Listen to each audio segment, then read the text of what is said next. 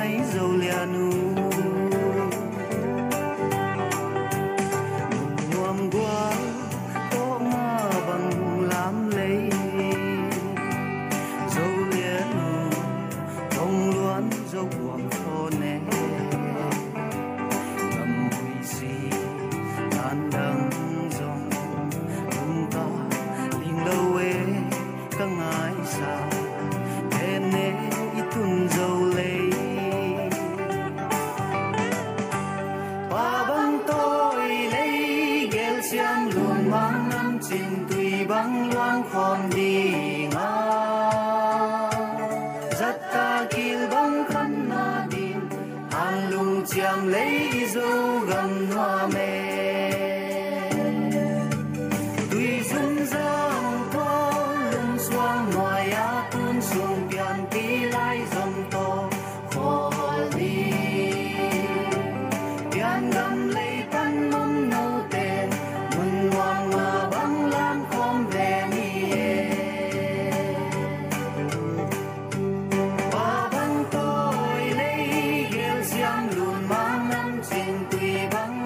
lỡ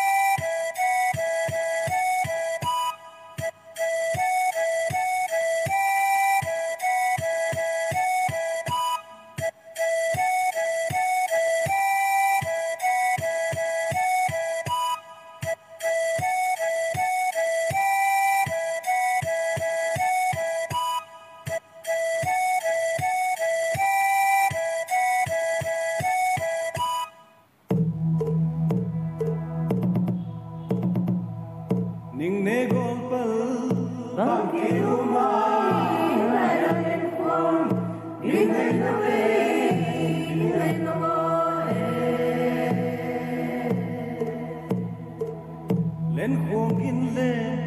giang hồ gala đông tê lúc hè cay lúc hè cay lo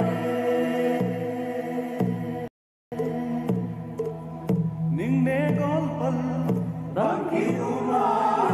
lai lên khuôn in đây về in đây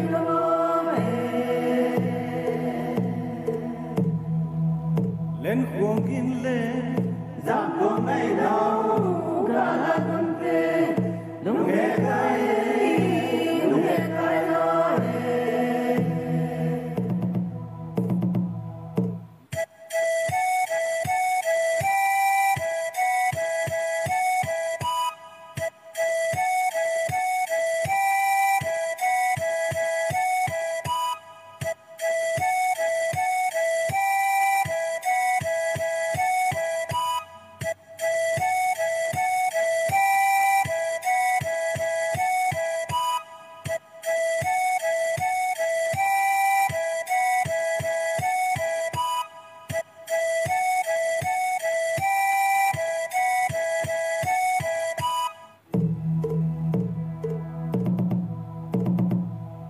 ấy tình khổ khom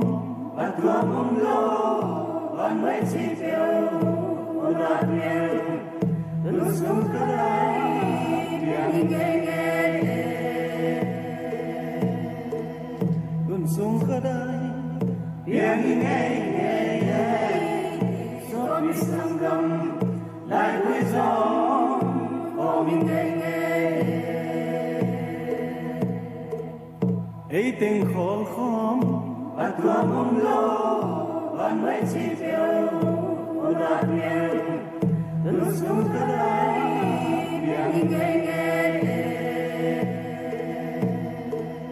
lúc sống cả đời tiếng nghe